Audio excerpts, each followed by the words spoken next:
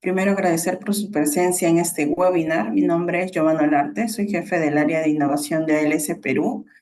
El webinar de hoy es Principales contaminantes metálicos en matriz suelo y efectos sobre la actividad agrícola. Este webinar está a cargo de la ingeniera Edith Quispe. Ella es ingeniera química, cuenta con más de 11 años de experiencia, además de especialización en diferentes como el sistema de gestión integrado, ¿no? Adelante, por favor, Edith. Gracias. Gracias, Yuba. Gracias por la presentación también. ¿Se me escucha bien, verdad? Sí, Ya, muchas gracias. Buenas tardes con todos los presentes. El día de hoy vamos a ver principales contaminantes metálicos en matrizuelos y cómo estos impactan en las actividades agrícolas, ¿no? Ya que toda la actividad agrícola pues nos dan los alimentos del día a día, ¿sí? Pero antes vamos a hablar un poco de ALS, que es la que nos patrocina y lo que hace posible que demos estos webinars, ¿no?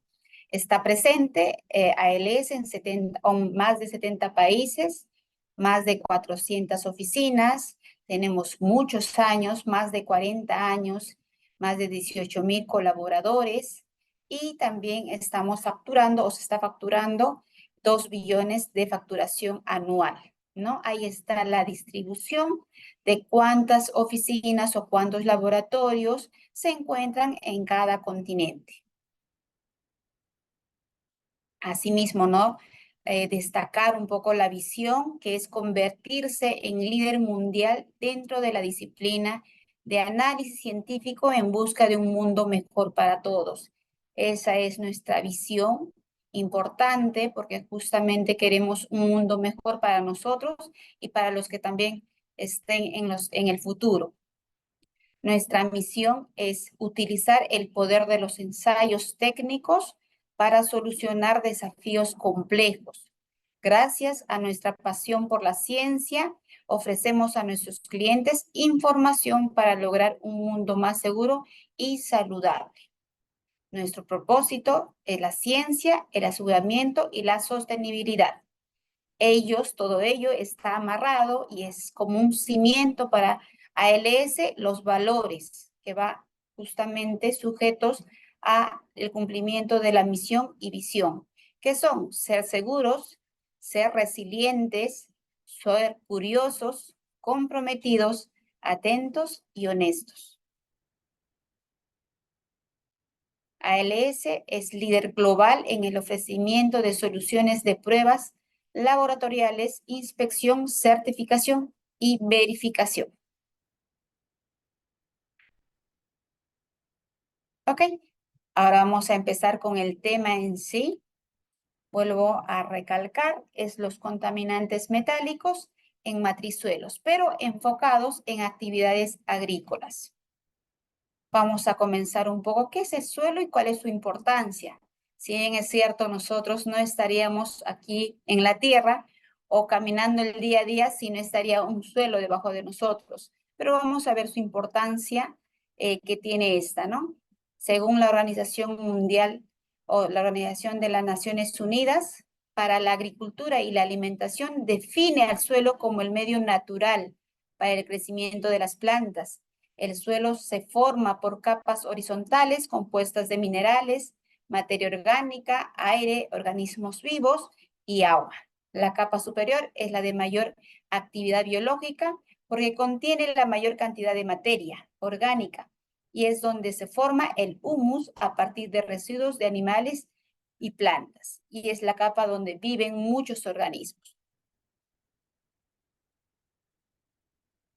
Pero ¿cuál es la importancia que tiene esta, no? Básicamente para la sobrevivencia de todos nosotros, vamos a aterrizarla en la agricultura, donde crecen las plantas destinadas a la producción de alimentos. Es importante conservar la integridad de los suelos, ya que si en suelos sanos se producen cultivos sanos, se mejora la calidad de vida de los consumidores. Creo que eso tendríamos que tener bastante enfocado y bastante interiorizado dentro de todos nosotros, ya que a veces no le damos la importancia correspondiente. Sin embargo, durante los últimos 50 años se han ejercido una presión sobre los suelos, debido a la producción agrícola intensiva, es decir, el incremento de la producción de alimentos por el uso intensivo de las tierras dedicadas a los cultivos.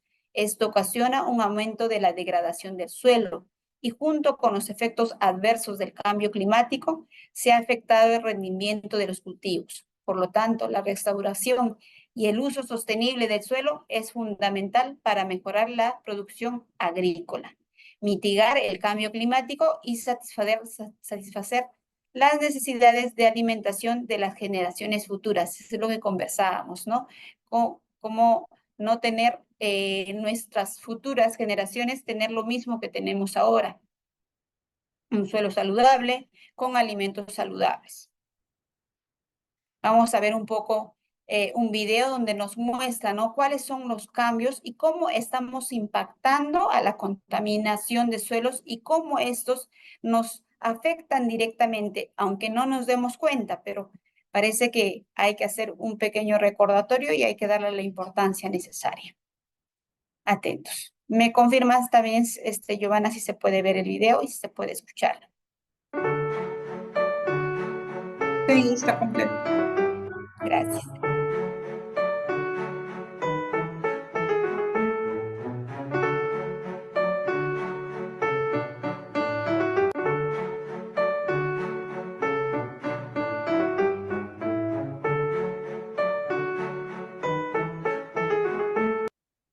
Hola y bienvenido a nuestro canal, La Educación Agrícola. En esta ocasión te hablaremos sobre la contaminación de los suelos agrícolas. El uso del agua de riego en la agricultura es vital e imprescindible para desarrollar una agricultura rentable y con la seguridad de que una sequía prolongada vaya a dar al traste con la producción. Sin embargo, la forma de contaminación de los suelos más rápida y a la vez más intensa, es la que se produce a través del agua de riego, cuando ésta ha sido contaminada con los desechos de las industrias, vertidos de forma irresponsable en canales o ríos que circundan en su cercanía y también el agua proveniente de minas, las cuales no han sido tratadas debidamente. Cuando ríos o canales de riego pasan por una ciudad o pueblo, son muchas las sustancias contaminantes de las industrias y de otras fuentes, que se diluyen en sus aguas. Esas sustancias podrían ser metales pesados como el cadmio, el cobalto, el cromo, el mercurio, el plomo, el cobre, también el zinc, el arsénico y otros. En un país donde las personas que tienen industrias no se preocupan por hacer plantas de tratamiento verdaderamente efectivas, donde las minas que extraen y procesan metales no efectúan ninguna labor que tienda a disminuir tanto la contaminación del agua como del aire, sin duda que conjuntamente con el desarrollo industrial, estamos creando los problemas prioritarios del futuro, que serían sanear todos los suelos agrícolas víctimas de esa contaminación.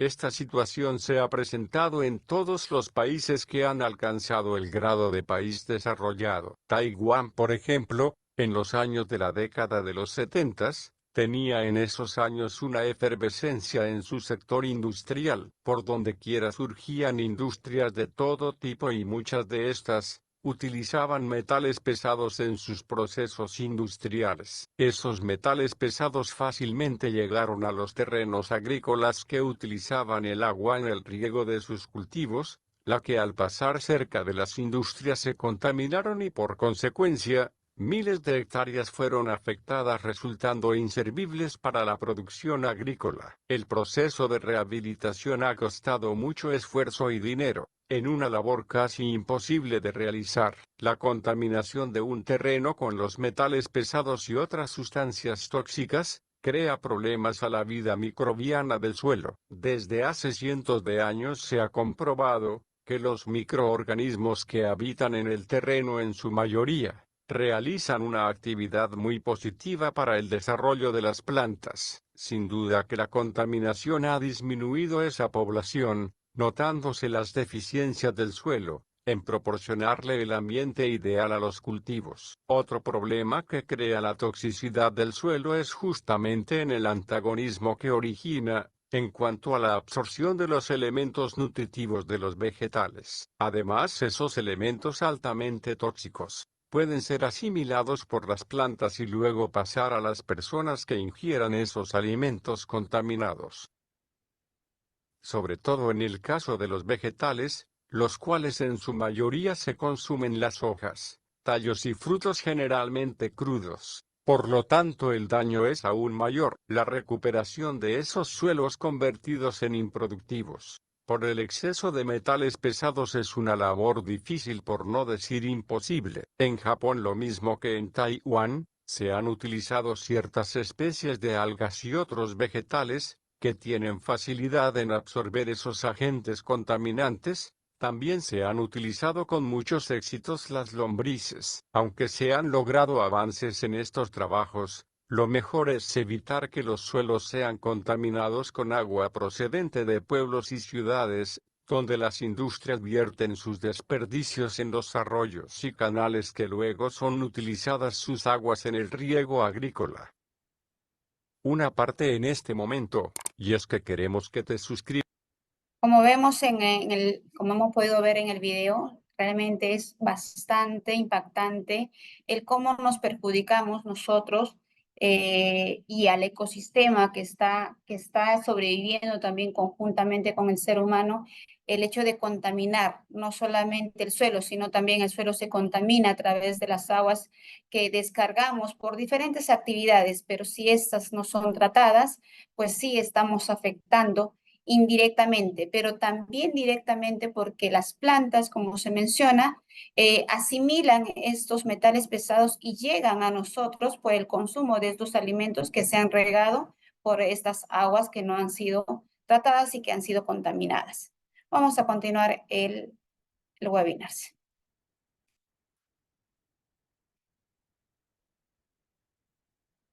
A nuestro. Ok. ¿Qué son y cómo los metales pesados contaminan el suelo? Un poco ya el video nos ha aclarado cómo es la contaminación, pero vamos viendo qué son los metales pesados. Los metales pesados tratan de metales que tienen ciertas concentraciones que cuando ingresa a cualquier ser vivo se quedan en esta y es casi improbable, casi posible retirarlas o descontaminarlas. Un ejemplo claro, cuando en cadmio arsénico ingresa al cuerpo humano por diferentes medios que podemos ver, en este caso el suelo, por intermedio de las plantas o por las aguas contaminadas, cuando ingresan al ser humano es difícil de poder retirarlas, por eso que se llama también metales pesados. Se quedan en el cuerpo humano, pero tienen ciertas características químicas, ¿sí? Vamos a ver, la contaminación del suelo interrumpe el delicado equilibrio de las interacciones y las formas de vida.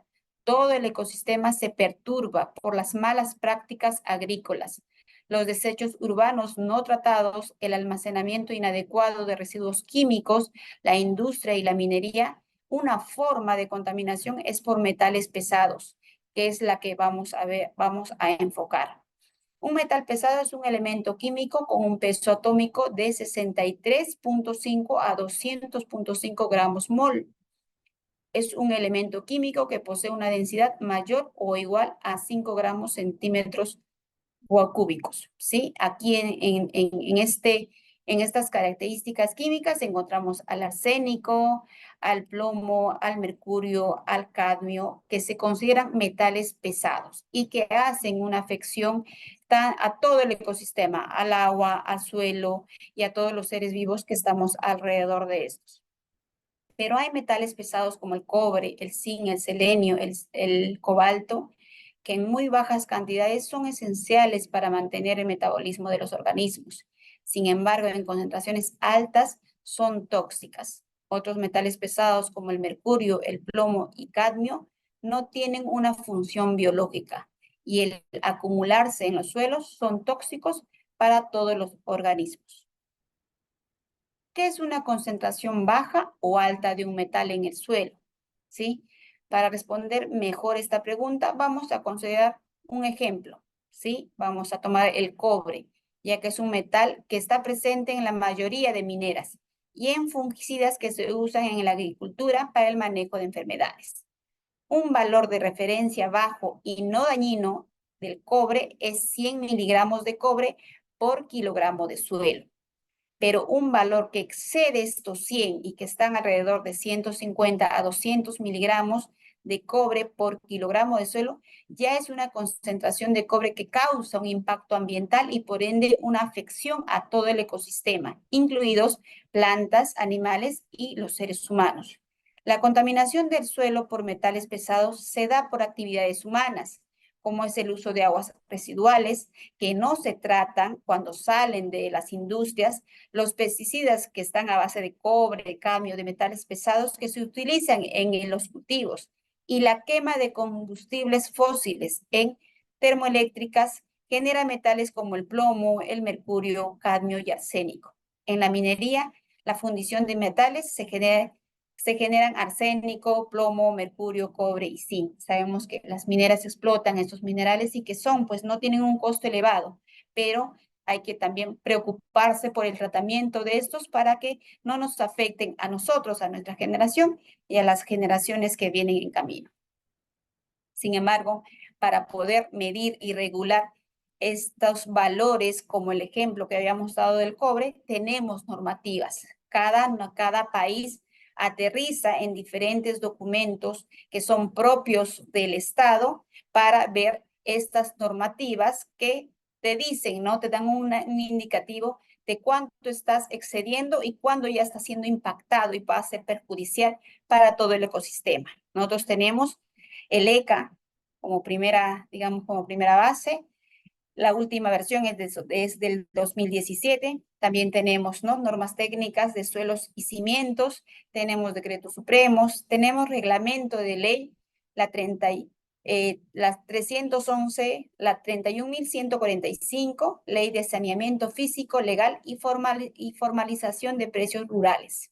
¿Sí? Todas estas normativas son para evaluarlas, son para fiscalizarlas. Tenemos entidades fiscalizadoras como la OEFA, como ANA, dependiendo de qué matriz se está hablando, para poder regular también a las industrias y ver que no estamos siendo contaminados. Pero eso se tendría que extender en todas las actividades que a veces hay informales y que de alguna manera afectan, ¿no? Para ello vamos también a ver cuáles son los métodos que justamente aterriza ya el laboratorio, como es ALS, para determinar los metales contaminantes. Una de ellas y la que se trabaja en laboratorio de ALS Perú es el método 3050, que son justamente una digestión ácida de sedimentos, suelos y lodos, ¿no? Este procedimiento que describe una digestión ácida en muestras en secos, y esta cuando ya se digesta con diferentes ácidos, se hace un tratamiento y se extrae los metales por medio de oxidación, se llevan a equipos instrumentales que son más sensibles, más confiables para la determinación y realmente ver qué valor tiene este suelo, qué tanto está contaminado, y justamente trabajamos con nuestra misión y visión, ¿no? Utilizar la tecnología, utilizar toda nuestra gama de profesionales, de infraestructura para justamente dar valores confiables y para que estos también puedan aportar a un mundo mejor.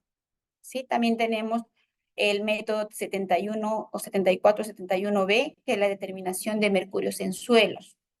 Es un método que describe, ¿no?, la digestión ácida también, pero netamente para el mercurio. ¿Sí? Y esta es cuantificada en equipos instrumentales como es una absorción atómica de vapor frío para medir estas concentraciones y ver si estamos excediendo estas normativas antes mencionadas para poder hacer un tema de remediación, según aplique la industria también.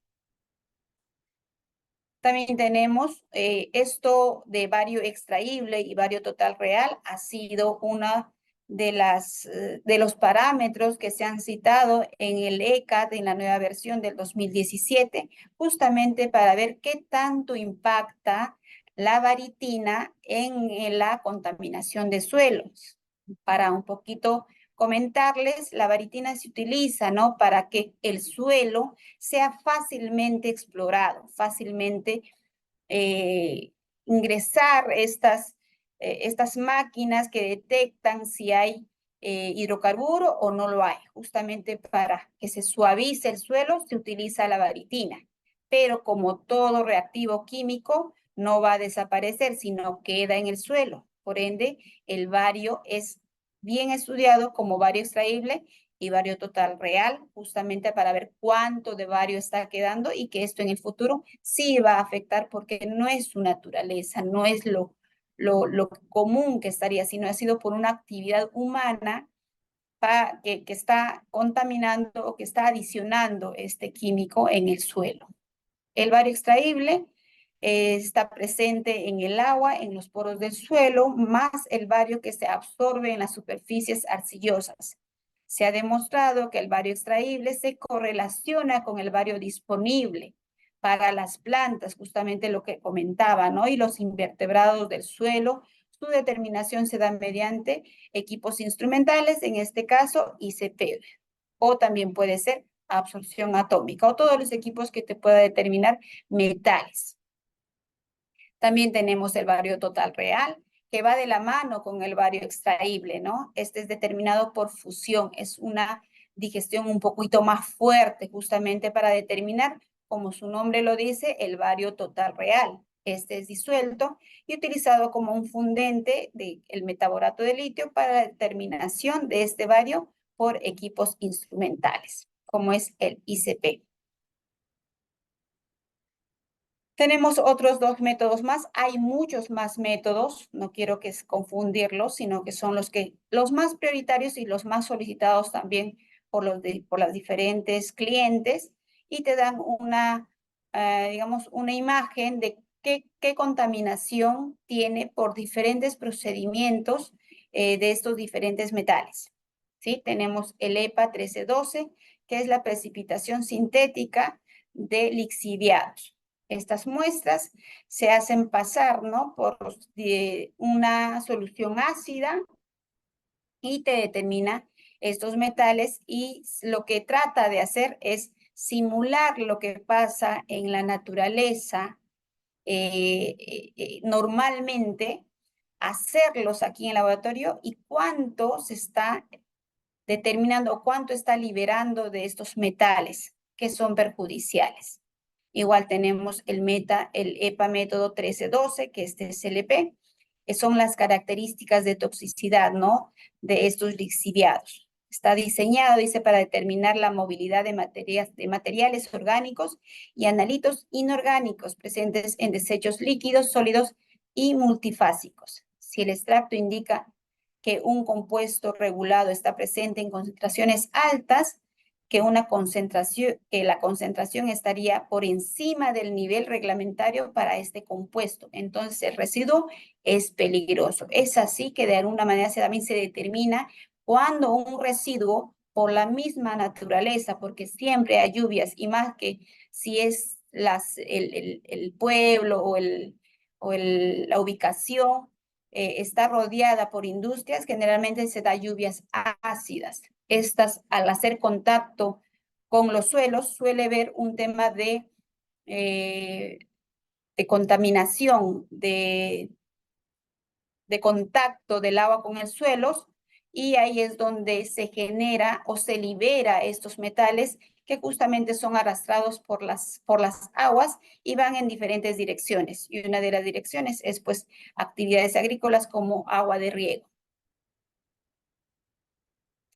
Vamos a ver la otra contraparte. Ya hemos hablado de metales pesados y qué tan perjudiciales son para los suelos, pero no quiero que se queden con el tema de metales, es perjudicial. Hay metales que favorecen a las plantas y vamos a verlo ahora.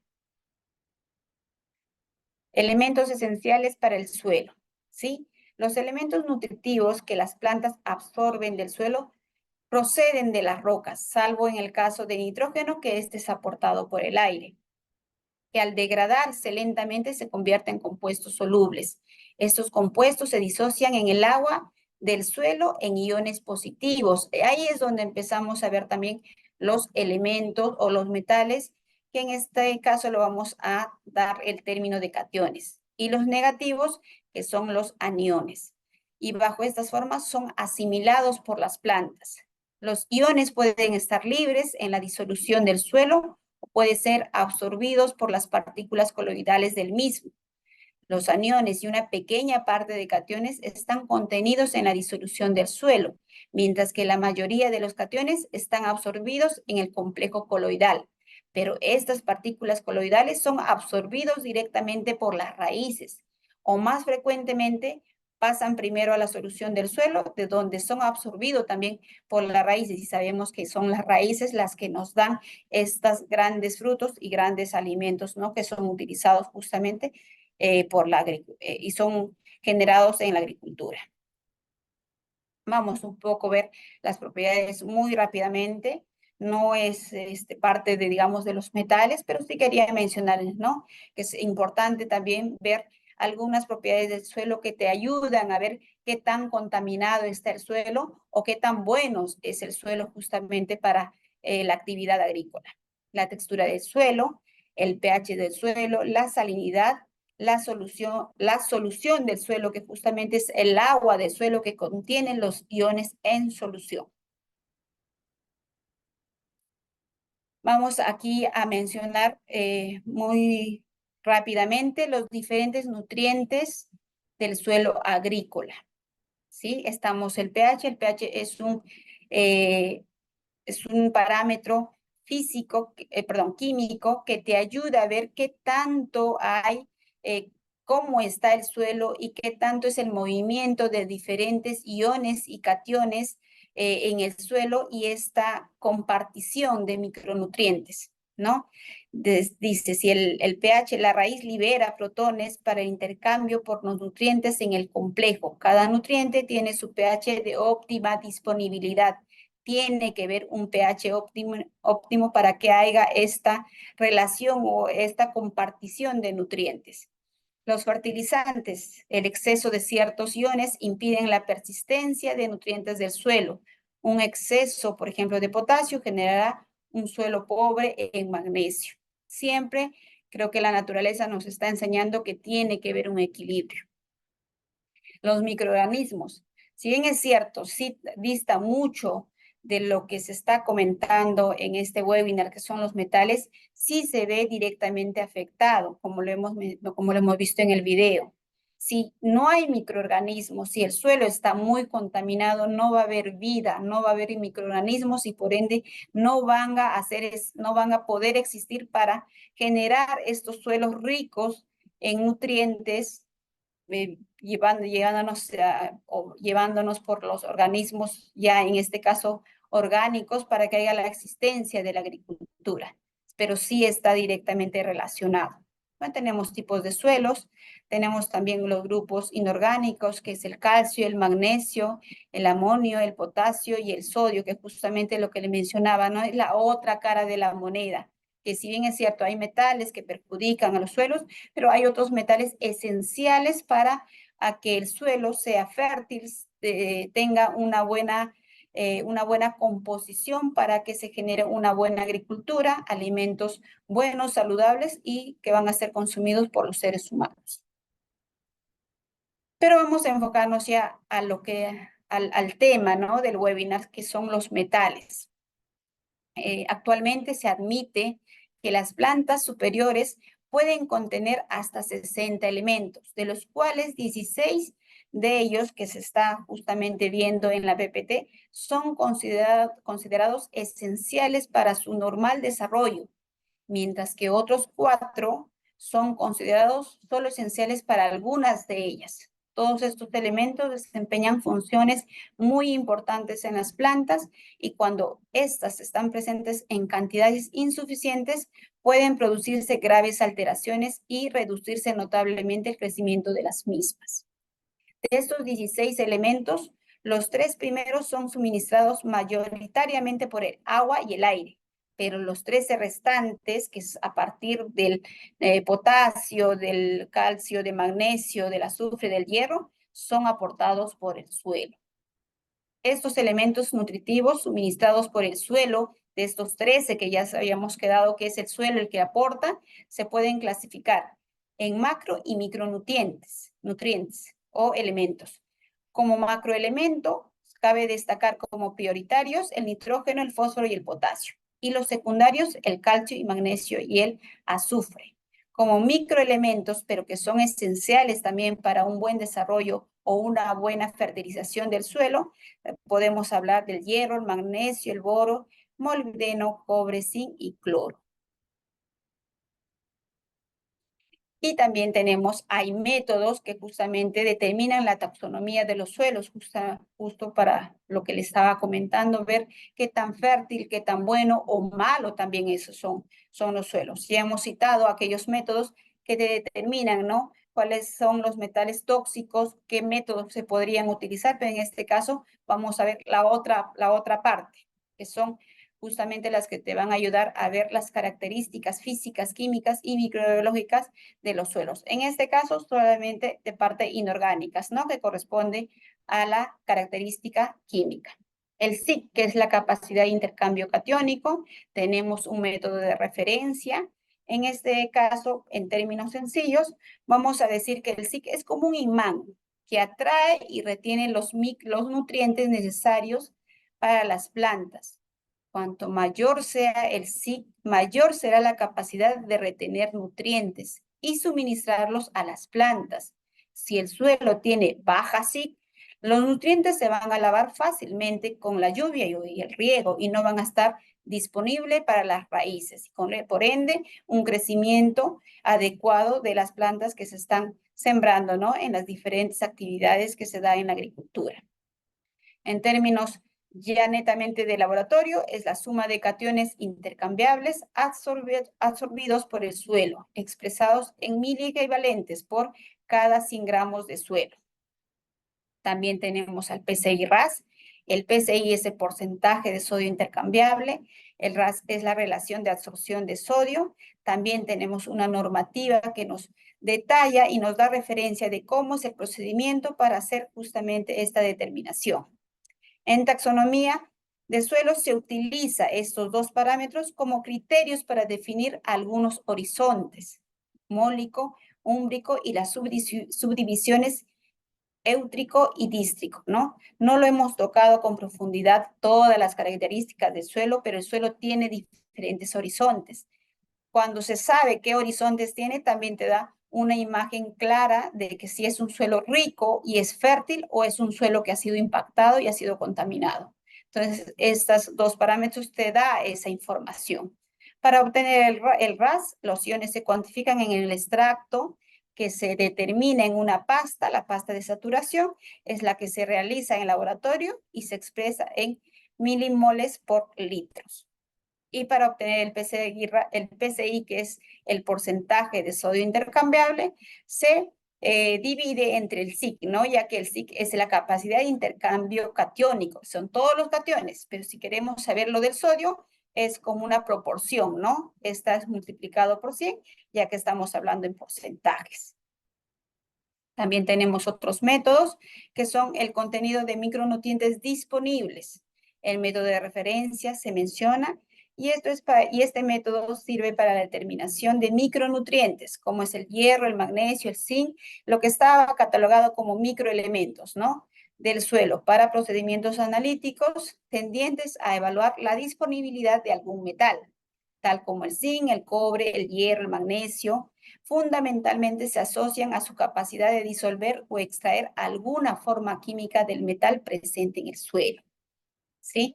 Entre las sustancias que se utilizan para determinar estos micronutrientes disponibles, se utilizan compuestos orgánicos, como el DTPA o el EDTA, que son bastante conocidos y tienen la finalidad de recuperar estos elementos metálicos ya mencionados.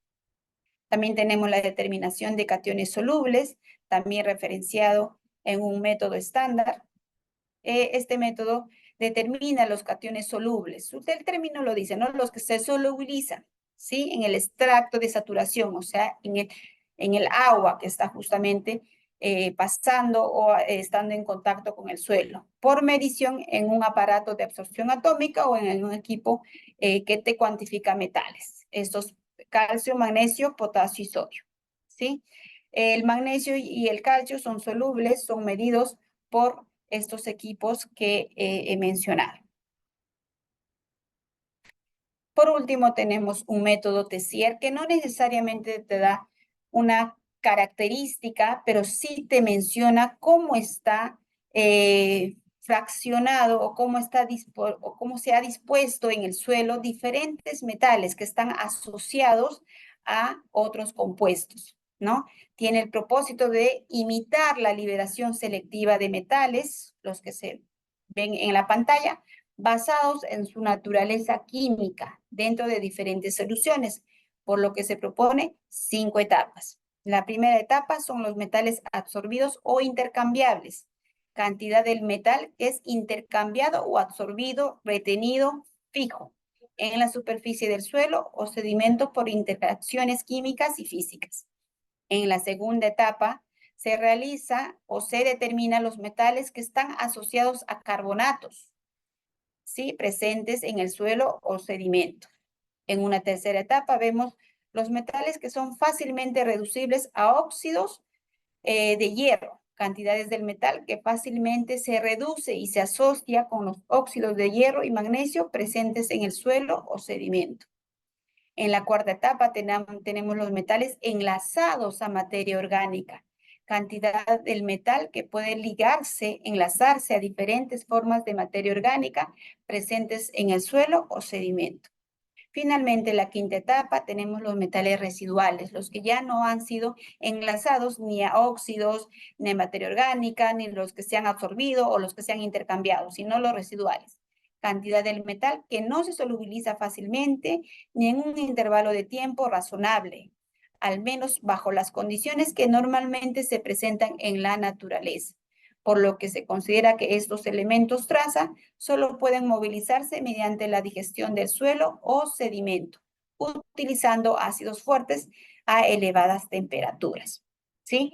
Estos 5 métodos que he mencionado no son los únicos, hay muchos más como aluminio disponible, como pH, como acidez del suelo, como fósforo disponible o intercambiable, como boro disponible, que también se realiza dentro del laboratorio ALS, que te dan justamente la taxonomía o esta información de características físicas, químicas que el suelo tiene y que es necesario saber porque al momento de hacer las actividades agrícolas tenemos que tener esta información para que no haya una contaminación directa, ¿no? Y llegue al ser humano. Todos tenemos creo que el deber y también la responsabilidad de cuidar nuestro ecosistema para vivir en un mundo saludable y en un mundo mejor, como dice nuestra misión y nuestra visión.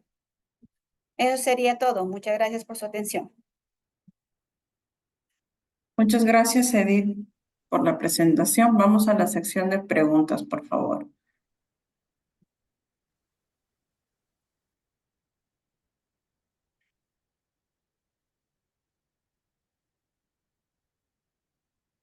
Ya, comencemos. La primera pregunta, ¿qué metales son los que mayor impacto tienen sobre la matriz de suelos? Realmente hay presencia de varios metales en el suelo, pero ¿cuál es el más perjudicial? Hablamos de los metales pesados, como el arsénico, el plomo, el mercurio, el cobre, el zinc, que justamente lo que mencionaba, ¿no? El hacer contacto con diferentes seres vivos, no solamente el ser humano, sino los animales y las plantas, es difícil de retirarlos o es difícil de sanearlos y por ende va a ser perjudicial y no va a dejar este crecimiento o esta sobrevivencia de estos seres que he mencionado. Gracias. La siguiente pregunta, ¿cuáles son los principales métodos para categorizar el suelo? Categorización, vamos a hablar de las características físicas, químicas. Una de ellas es el SIC, es muy importante. El SIC te da una información de cuánta capacidad, justamente el término lo dice, cuánta capacidad tiene el suelo para que haya esta interacción o este intercambio catiónico. Son metales como el calcio, el magnesio, el potasio, esenciales para el crecimiento y una buena digamos, una buena actividad agrícola. Entonces, uno de los principales es el SIC. Y luego los otros que ayudan también a determinar o a tener una visión más clara de qué suelo estamos hablando o cómo se está comportando el suelo. Gracias. ¿Cuáles son las principales normativas para el análisis? Normativas para el análisis. Voy a tomarlo normativa como dos términos. Las normativas justamente son aquellos documentos que el Estado aterriza en un documento propio del país para que te mencione qué niveles o a qué niveles ya estás llegando y se pueda determinar como contaminado o no contaminado. ¿Sí? Es el ECA, tenemos diferentes leyes, decretos supremos, tenemos diferentes normas también que te dan estos valores que no puedes exceder porque si no ya es perjudicial. Y por el otro lado, como normativa, también podemos hablar de métodos, ¿no? Métodos estándar, que son los más recomendables para justamente hacer la marcha analítica y pueda darte una confianza y saber que lo que estás determinando es propio de la muestra o es lo que tiene la muestra. Gracias. Otra pregunta. ¿Cuáles son los principales equipos y cuál es el más recomendable para su cuantificación? Principales equipos. Va a depender de la concentración. Estamos hablando de muestras medioambientales. Es preferible utilizar equipos que te cuantifiquen, que dentro de su fundamento técnico son propios para la determinación de metales. Un ejemplo, ICP óptico, ICP masa, pero hay empresas, industrias que también tienen la absorción atómica que te cuantifica monoelementales, ¿no? Por elemento, hay que cambiar un poco el sistema para que te pueda detectar. Pero cualquiera de los tres es válido. El más recomendable, según la experiencia, para muestras medioambientales, que es donde más abordo o donde más experiencia tengo, es un ICP óptico, ya que el fundamento de este equipo te da esta confianza para determinar estas concentraciones que normalmente se presentan en un agua que ha sido tratado o en un suelo que lo tenemos, ¿no? En un suelos agrícolas, por ejemplo. Muchas gracias, Edith, por la presentación del día de hoy, también por responder a las preguntas que se han realizado. Gracias también a las personas que han asistido en este webinar. Los vamos a continuar esperando en los siguientes webinars. Que tengan buenas tardes. Gracias con todos. Gracias a ustedes por la atención. Buenas tardes.